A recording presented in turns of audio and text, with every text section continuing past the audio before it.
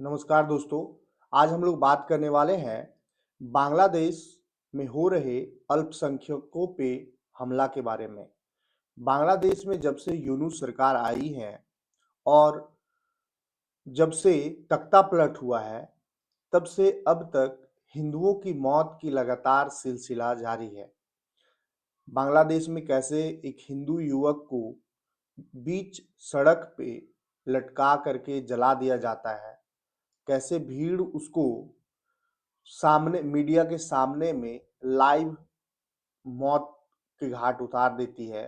ये पूरा वर्ल्ड से छिपा हुआ नहीं है, लेकिन उसके बाद एक मौत होते आ रही है।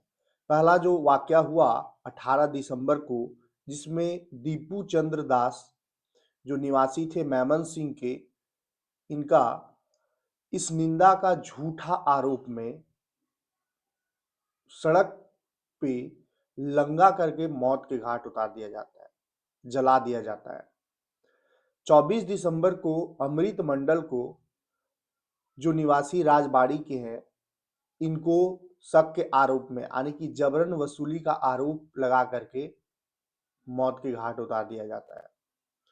29 दिसंबर ब्रजेंद्र विश्वास को, जो मेमन सिंह के निवासी हैं, मजाक में गोली चलने का दावा और मौत के घाट उतार दिया जाता है। 3 जनवरी को खोकन चंद्र दास को मारा और पेट्रोल डालकर जला दिया जाता है। 5 जनवरी को राणा प्रताप बैरागी, जो निवासी मोनीरामपुर के हैं, सिर पर गोलियां मारकर हत्या कर दी जाती है। 5 जनवरी को ही शरद चक्रवर्ती मनी, निवासी नरसिंदी के हैं, बढ़ती हिंसा पर फेसबुक पोस्ट किया, इनको भी मौत के घाट उतार दिया जाता है। मौत का सिलसिला किस तरह से चलते आ रहा था और कैसे एक के बाद एक हिंदू नौजवानों को मारा जा रहा है, जो आप देख सकते हैं। 12 जनवरी को समीर कुमार दास, निवासी फैनी, आरोप फिलहाल पता नहीं है, लेकिन इनको भी मौत के घाट उतार दिया जाता है। 16 जनवरी को रिपन साहा को कार से कुचल दिया जाता है। 17 जनवरी को लिटन चंद्र घोष, कर्मचारी को बचाने के आरोप में, इसको भी मार दिया जाता है।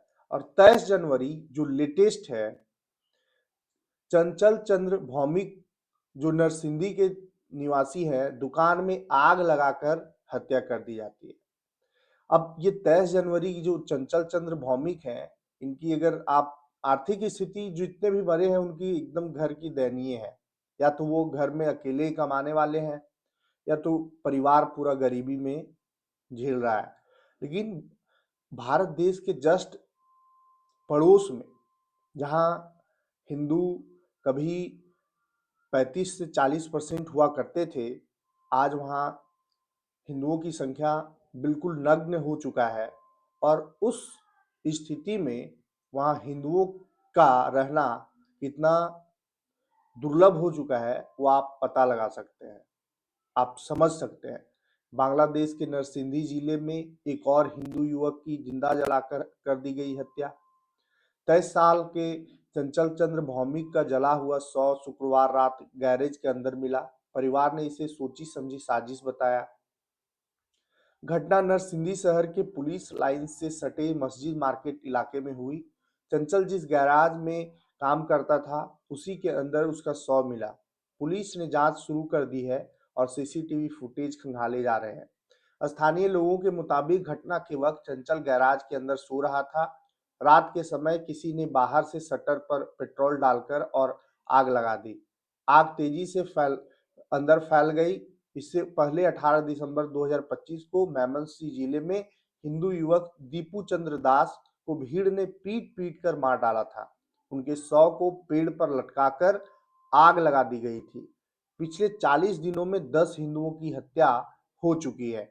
और किस तरह से हिंदू जो है वो डर के साए में है, ये आप जो वहां के प्रत्यक्षदर्शी जो सामने से देखे इस वाकया को, वो बता रहे हैं कि काफी तड़प तड़प करके काफी देर तक तड़पता रहा चंचल, प्रत्यक्षदर्शियों ने बताया कि चंचल आग में फंसा रहा और काफी देर तक तड़पता रहा। वह मदद की चीख रहा था, लेकिन बाहर से शटर लॉक था, उसे निकलने का रास्ता नहीं मिला। लोकल लोगों की सूचना पर फायर सर्विस पहुंची और आग बुझाने में करीब 1 घंटे लगे, लेकिन चंचल पूरी तरह जल चुका था। मौके पर ही मौत हो गई। लोगों ने घटना को दिल दहला देने वाला बताया। स्थानीय दुकानदार राजीव सरकार ने सीसीटीवी का हवाला देकर कहा कि यह हादसा नहीं था। कैमरे में दिखा कि कई लोग जानबूझकर शटर को आग लगाते हैं। इस तरह से आप देख सकते हैं, एक स्क्रीन पे आपको वीडियो चल रहा है जिसमें आग की धधके जो है वो निकल कर आ रही हैं। तो आप समझ सकते हैं कि बांग्लादेश का हाल अभी अल्पसंख्यकों के लिए किस तरह से है। पूरा वर्ल्ड जब ह्यूमन राइट्स आग पहुंचता है, अगर एक या दो कोई घटना होती है तो, लेकिन अभी पूरा वर्ल्ड जो है इस घटना पे शांत रह रही है। ऐसे ही मानवता को शर्मसार करने वाली घटनाएं निकल करके आ रही हैं बांग्लादेश से, जो आप उम्मीद नहीं कर सकते हैं कि इंसान ऐसा भी हो सकता है जो धर्म के नाम पे इस तरह का वाकया कर सकता है। काम के लिए आया था, परिवार में कमाने वाला इकलौता था। चंचल कमीला जिले के लक्ष्मीपुर गांव का रहने वाला था। वह नरसिंदी में नौकरी की वजह से रहता था। वह परिवार में कमाने वाला इकलौता था। चंचल पुलिस लाइन के पास मस्जिद मार्केट में गैराज में पिछले 6 साल से काम कर रहा था। चंचल के पिता होकन चंद्र भौमिक का पहले ही निधन हो चुका है। वह बीमार माँ और 2 भाइयों की जिम्मेदारी संभाल रहा था। बड़ा भाई विकलांग है और एक छोटा भाई है। परिवार ने चंचल की मौत को सोची समझी साजिश बताया है। उन्होंने जिम्मेदारी की गिरफ्तारी की मांग की है। परिवार के एक सदस्य ने कहा, यह हादसा नहीं था, यह क्रूर और सोची समझी हत्या थी। सही बात है। अगर भीड़ आकर के इस तरह से सिंगल सिंगल लोगों को टारगेट करता है, तो ये कितनी दर्दनाक बात है, ये कितना अफसोस की बात है।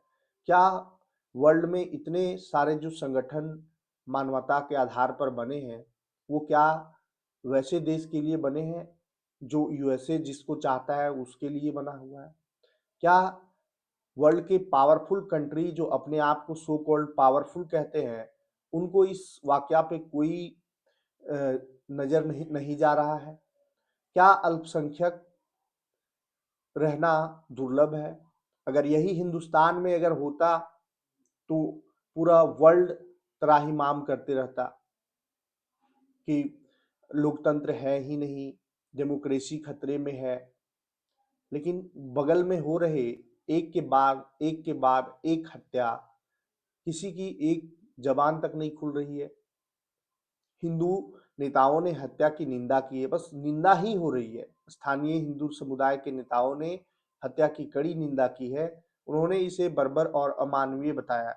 अमानवीय के अलावे भी अगर कोई वर्ड है तो वो है, इस तरह का घटना जानवर भी नहीं करते।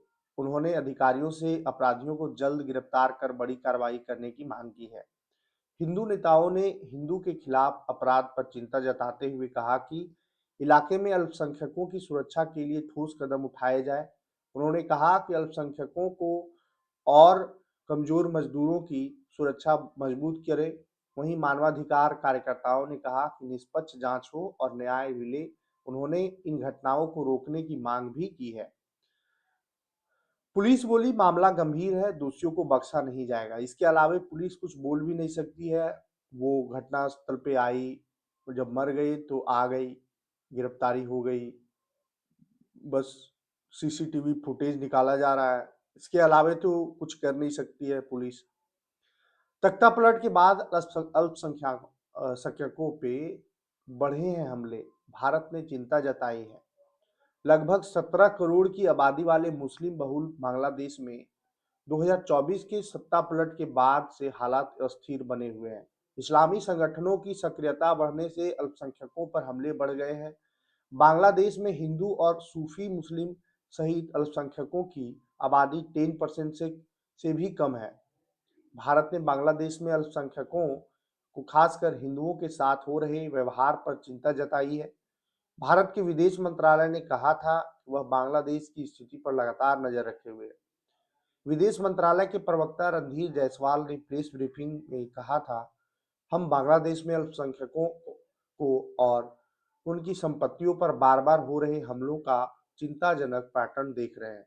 ऐसी घटनाओं से सख्ती से निपटा जाना चाहिए था। लेकिन क्या बांग्लादेश ये सब करने से गुरेज करेगा? क्या बांग्लादेश एक मुस्लिम बहुल राष्ट्र, कट्टर मुस्लिम बहुल राष्ट्र बनने के कगार पर है? क्या बांग्लादेश में सरकारें की शासन नहीं है, लोकतंत्र नहीं है? क्या वहाँ जो कट्टरपंथी जो संगठन है उनका शासन चल रहा है? क्या वो पाकिस्तान के इशारे पे चल रहा है? क्या वो पाकिस्तान में हो रहे हिंदुओं पे अत्याचार और पाकिस्तान में हिंदू अब नग्न बचे वैसे ही बांग्लादेश में भी करना चाहता है? जैसे अफगानिस्तान में बचे वैसे ही बांग्लादेश में करना चाहता है? ये चिंता का विषय ये है कि क्या बांग्लादेश में हो रहे हिंदुओं से हम लोगों को क्या सीखना चाहिए? हम लोगों को ये सीखना चाहिए कि जहां बहुसंख्यक हो जाएंगे